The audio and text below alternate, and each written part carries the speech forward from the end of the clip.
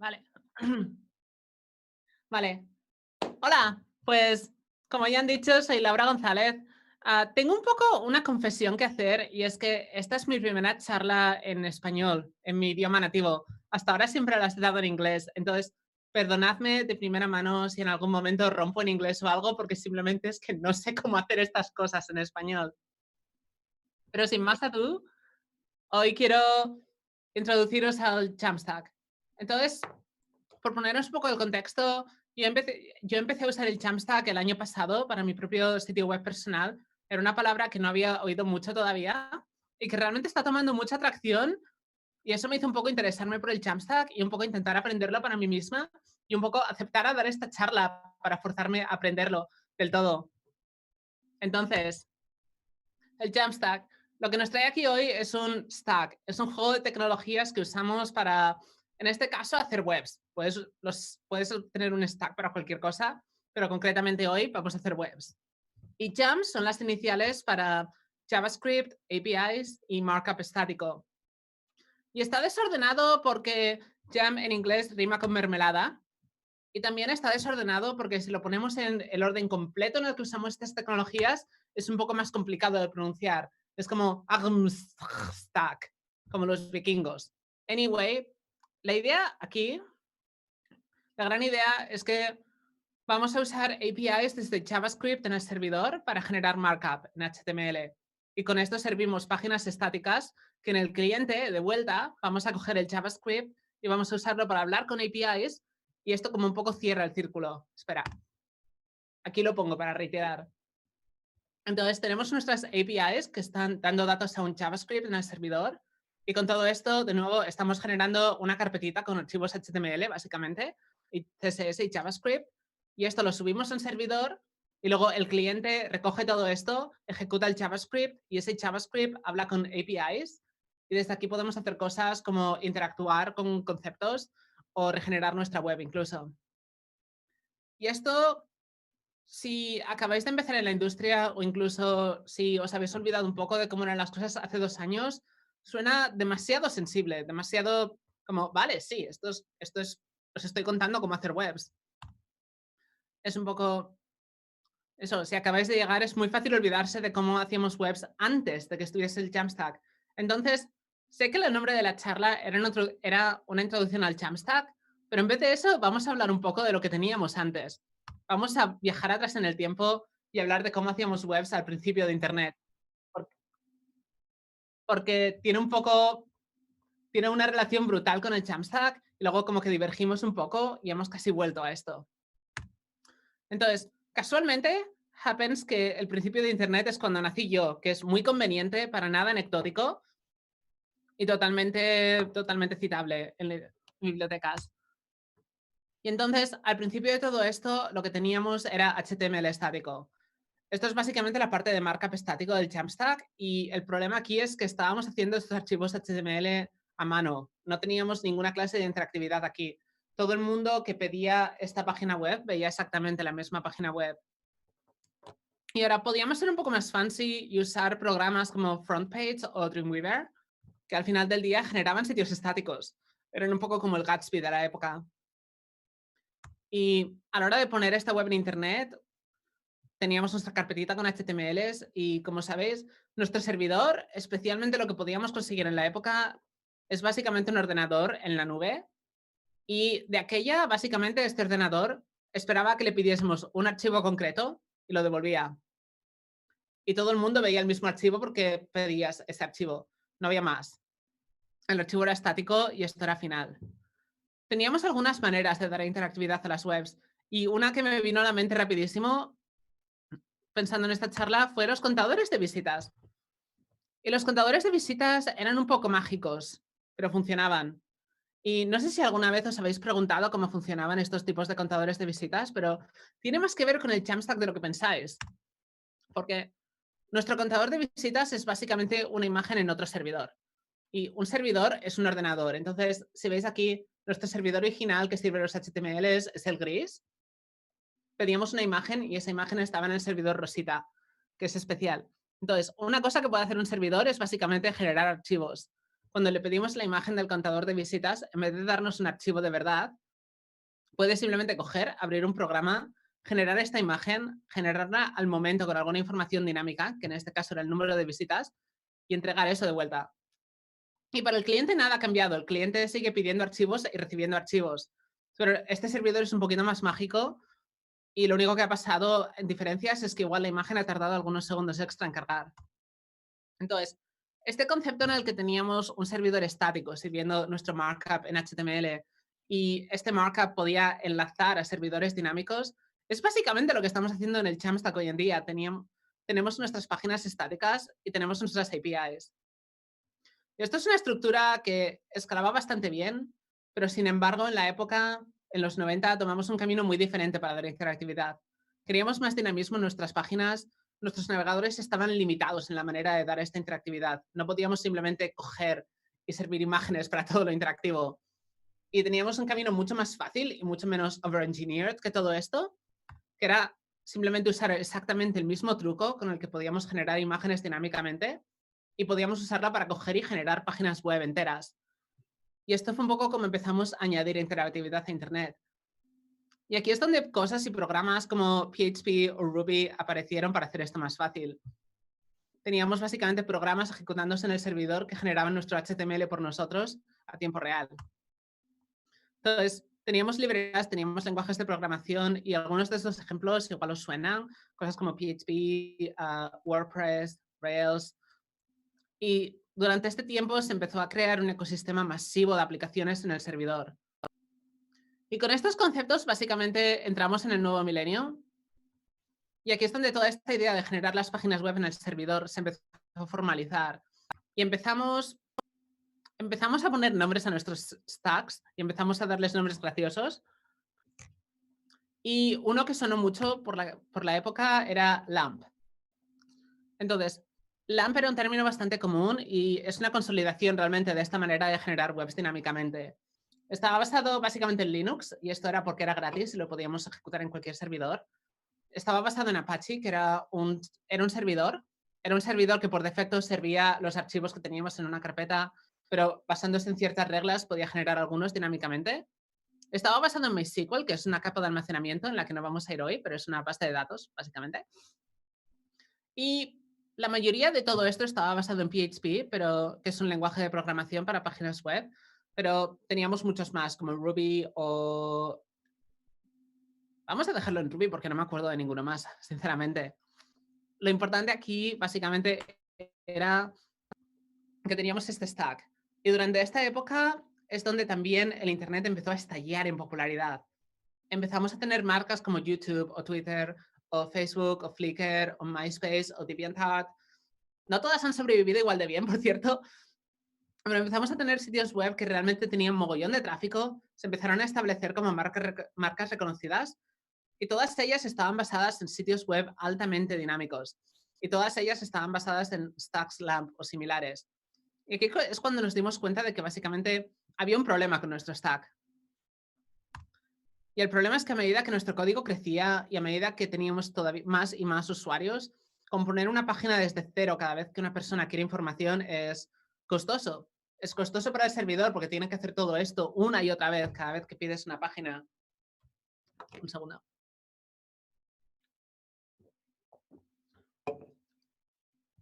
Es más, si tienes a suficiente gente haciendo esto a la misma vez, tienes lo que llamábamos un ataque DDoS, Denial of Service. Y escalar todo esto se convirtió en su propia ciencia. Y la cosa es que Internet siempre ha crecido de la manera más conveniente, no necesariamente la mejor. Así que nuestra primera solución para escalar todo esto y hacer que funcionase de vuelta para todo el mundo sin que las páginas tardasen millones de años en cargar fue que básicamente cogimos este servidor y empezamos a tener muchos. Y ahora, esto realmente funciona. Puedes tener un problema, le echas servidores hasta que lo solucionas y el único límite aquí es que estos servidores cuestan dinero y manejar toda esta complejidad cuesta tiempo, cuesta dinero y cuesta simplemente bandwidth. Es decir, de repente ya no tienes el código en un solo servidor que puedes subir por FTP, tienes que construir toda una infraestructura para asegurarte de que este código esté en todos los servidores, esté replicado, esté a la misma vez. Y por si fuera poco, no es solo esto lo que teníamos que hacer. Llegados a un momento, simplemente puedes seguir echando servidores, pero empieza a ser un poco ridículo. Así que también teníamos lo que llamábamos una cache. Y estas son cosas como Fastly o Nginx. Y lo que hace un servidor de cache es básicamente cogemos una request, guardamos el primer HTML estático que nos llega de los servidores y para la siguiente request devolvemos ese HTML estático otra vez. En vez de lo que los servidores generen, no molestamos a los servidores, nos ahorramos todo este tiempo y evitamos sobrecargarlos. Y esto es un poco irónico porque estábamos básicamente volviendo otra vez a este concepto de HTML estático, pero ahora tenemos un problema todavía más gordo, que es que nuestro código está ni siquiera replicado, pero tenemos que duplicar ciertas partes del código porque igual no queremos cachear todas las páginas. Definitivamente, por ejemplo, si estamos haciendo una web de un banco, queremos cachear la portada, pero no queremos cachear el portal de usuario, porque entonces estamos sirviendo de información financiera de otro usuario a otro usuario. Entonces, cachear esto se convirtió en complejo y durante esta década es cuando nuestro stack seguía siendo LAMP, pero se convirtió en algo mucho más complejo por encima. Gestionar toda esta complejidad significa que nuestro modesto LAMP ahora necesita muchas cosas encima para seguir funcionando bien.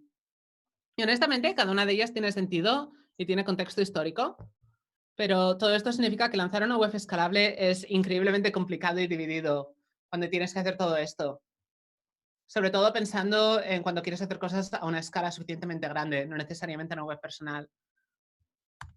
Y entonces, este es un poco el resumen de esta década. Es un poco triste, no teníamos muy claro cómo servir una web sin romperla, era todo un caos. Y encima, horrible momento personal, My Chemical Romance sacó Killjoys, que está guay, y luego decidieron desaparecer por 10 años, que está menos guay, menos guay. Y ya entrando en los 2010, teníamos todo esto todavía. Al final del día seguíamos haciendo markup dinámico y seguíamos haciendo páginas desde nuestro servidor con nuestro StackLamp o similar. Pero básicamente nos volvimos muy, muy exquisitos sobre cómo hacer esto sin romper nada. Y empezamos a generalizarnos mucho en temas de tecnología. Y de repente llegamos a un punto en el que lanzar páginas web simplemente no era divertido. No era... Se convertía en un jaleo mental que no querías hacer. Pero 3 cosas muy importantes pasaron en esta década. La primera es que dejamos de hacer iconos interesantes. No sé muy bien qué pasó, desaparecieron, todo se volvió blanco y negro. Y no es importante, pero hace que esta parte de la presentación quede un poco triste. Así que voy a usar emojis. La segunda, y esta es mucho más importante, JavaScript creció. No solo en popularidad, pero también en habilidad. Empezamos a poder hacer cosas como pedir datos a servidores después de que nuestra página cargase. Esto se llamaba Ajax en su día. Y de repente mover interactividad al cliente era más viable que nunca. Ya no estábamos limitados a cosas como imágenes o iframes. De repente podíamos coger cualquier cosa después del hecho, llamarlo remotamente, incluirlo en nuestra página y tener una interactividad en 2 sentidos.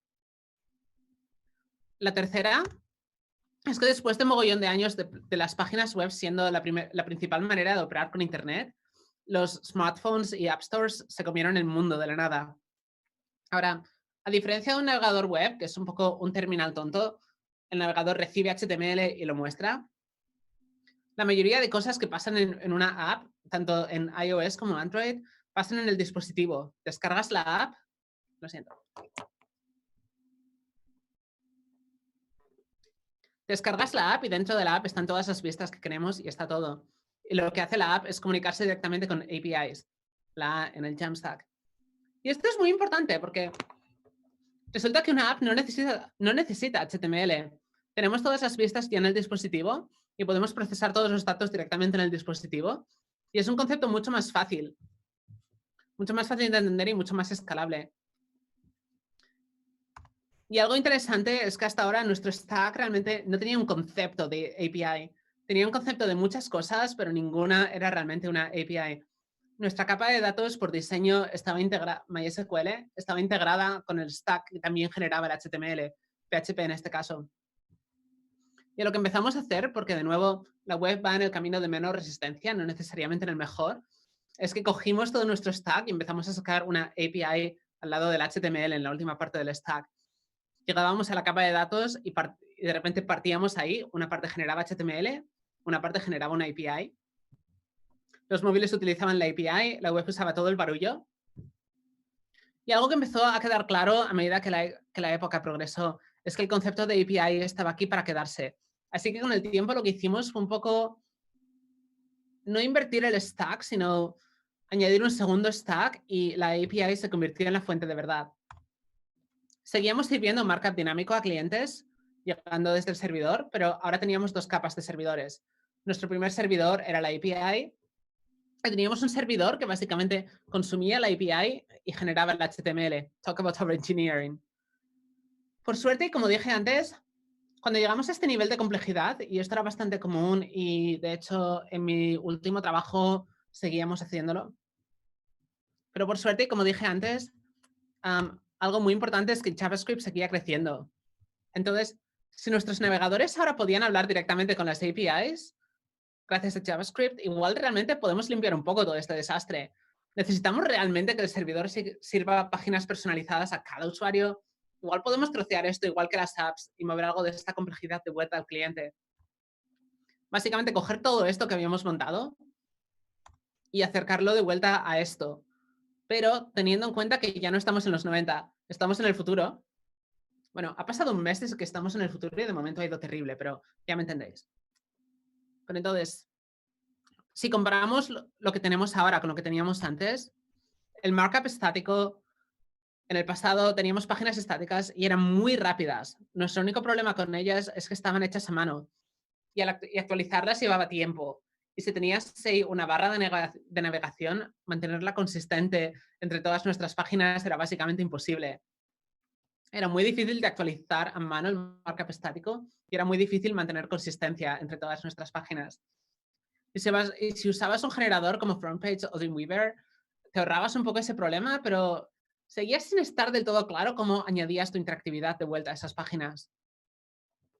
Y hablando de interactividad, nuestras APIs, APIs de aquella, como el contador de visitas, nos dejaban incrustar elementos interactivos, pero eran muy poco flexibles. En los casos más ambiciosos, como libros de visita o incluso foros, nuestras únicas opciones realmente aquí eran incrustar una página que era dinámica anyway en un iframe. Y por suerte, las cosas respecto a cómo hacíamos las cosas en los 90 han cambiado y han cambiado fundamentalmente porque ahora tenemos JavaScript. Y este meme ha circulado mucho. Es una buena dosis de realidad de cuánto JavaScript usamos, pero esto en realidad es genial, porque gracias a JavaScript podemos coger mucha de la complejidad que hasta ahora teníamos en el servidor y que teníamos que distribuir entre mogollón de servidores y mogollón de capas de cache. Y podemos simplemente coger todo eso y moverlo a cada cliente, que están mucho mejor equipados para lidiar con esta complejidad que nosotros. Y aquí es un poco donde el Jamstack entra en juego. Volvamos a él. Entonces, usamos JavaScript para generar markup estático en el servidor y en el cliente usamos JavaScript para hablar con APIs. Nuestras páginas web siempre son estáticas, siempre son un archivo HTML en una carpetita y siempre son iguales para todos los usuarios. Así que no necesitamos tener cosas como reglas de caching, porque todo va a ser cacheado automáticamente. Para las cosas que sí necesitamos cambiar entre usuarios, como un botón de login que cambie a mi cuenta, o acciones de compartir, o un formulario de comentarios, podemos hacer todo esto directamente desde el cliente con JavaScript, llamando a nuestras APIs. Y volviendo a las APIs, siguen corriendo en servidores que generan código dinámico en cada request, pero ahora pueden ser mucho más ligeras porque solo las estamos usando realmente cuando hacemos cosas interactivas, en vez de tener que llamarlas en cada carga de página. Entonces, la idea básica del Jamstack, para mí al menos, es simplificar el trabajo que hacemos en el servidor y mover todo esto al cliente. Entonces, en vez de generar una página web en cada request, podemos crearla una sola vez y estamos. En vez de hacer el markup a mano, podemos autogenerarlo. Y en vez de tener la interactividad desde el servidor, podemos tener la interactividad generada directamente desde el cliente. Y esto es un poco la idea básica detrás de este stack, yo diría. Ahora, a estas alturas podéis estar pensando, wow, esto es genial, me sirve para todo. Y la verdad es que sirve bastante para todo y se está poniendo mucho esfuerzo y mucho trabajo en que sirva para el resto de casos, pero solo en el espíritu de fairness, me he dado cuenta de que esto lo hago sonar demasiado bien y en realidad sigue siendo solo una herramienta más que complementa los stacks actuales, no es un reemplazo directo.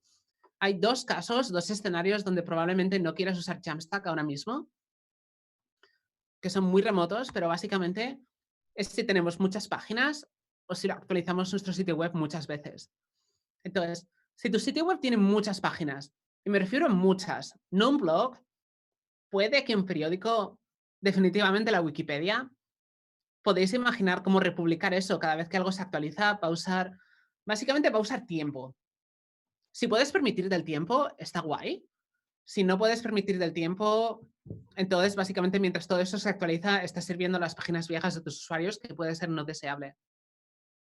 De la misma forma, si tu sitio se actualiza constantemente y no puedes desarrollar una estrategia buena para partir esto entre el servidor y el cliente, básicamente necesitas que estas actualizaciones sean estáticas, como por ejemplo en un foro.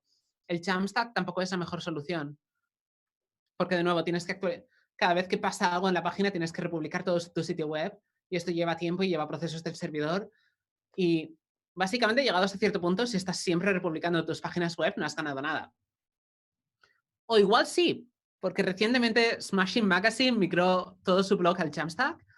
Sarah Trasner hizo un post genial sobre esto en el mismo Smashing.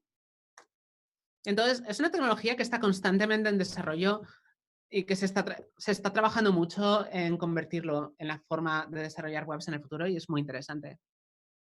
Ahora, todo esto está muy guay y funciona muy bien para muchos tipos de web.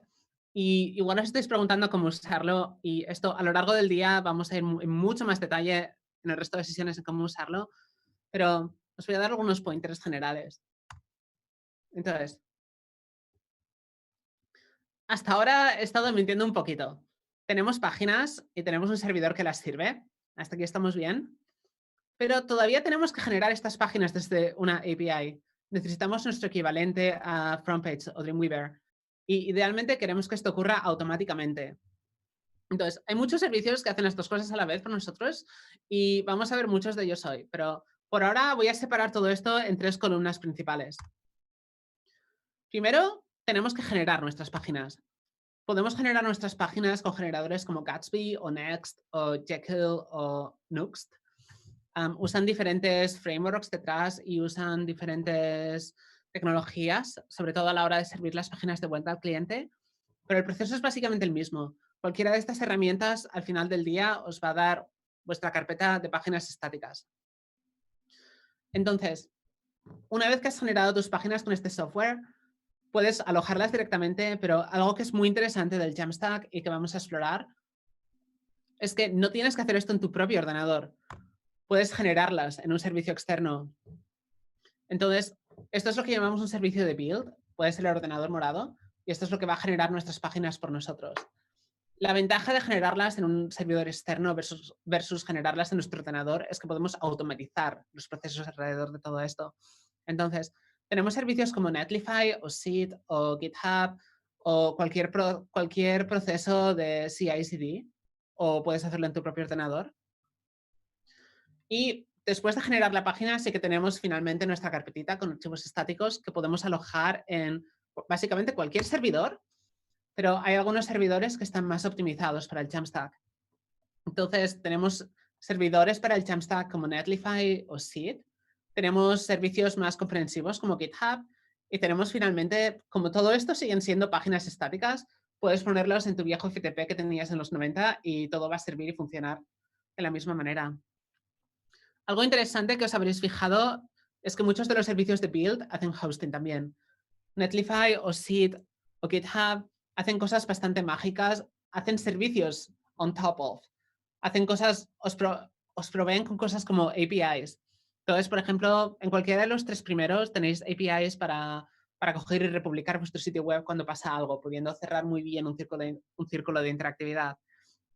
Con Netlify incluso tenéis cosas como analíticas o persistencia de datos. Y lo mejor de todo es que todos estos servicios son básicamente gratis para usuarios individuales, así que os recomiendo echarle un ojo, ver cuál os gusta más. A veces es simplemente cuál tiene la mejor interfaz, la verdad. Y definitivamente probadlos y empezad vuestra aventura en el Jamstack. Y esto es todo. Podéis seguirme en Twitter aquí si queréis. Y creo que tenemos mogollón de tiempo para preguntas, así que disparad. Muy bien. Alguien pregunta, ¿dirías que el Hmm. Jamstack es como un WordPress generado dinámicamente? Sí y no. Entonces, por ejemplo, servicios como Gatsby es un poco, te Ajá. dejan hacer un poco la funcionalidad de WordPress. Yo diría que el Jamstack es un reemplazo de más alto nivel a un WordPress.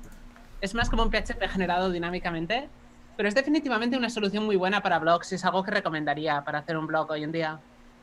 Muchas veces mencionaste tecnologías de los 90, LPTB, PHP, Mm. el viejo FTP. Mira, en Latinoamérica hay muchísimas personas todavía programando en esta clase de tecnologías. ¿Cuál sería el mensaje que darías tú para personas que están trabajando en este tipo de tecnologías todavía? Pues creo que un poco el topic de mi charla es que no se sientan desapasionados por trabajar en estas Ajá, tecnologías porque todo vuelve. El Jamstack es claro. un poco un rehash de lo que teníamos en los 90, que está volviendo ahora mismo porque tenemos mejor tecnología en el cliente y estoy segura de que habrá alguna evolución en los siguientes 10 años, que vuelva todo esto absurdo y puede que volvamos a generar páginas en el servidor. Entonces, la tecnología va en ciclos. Estamos en un ciclo muy bueno para usar el Jamstack.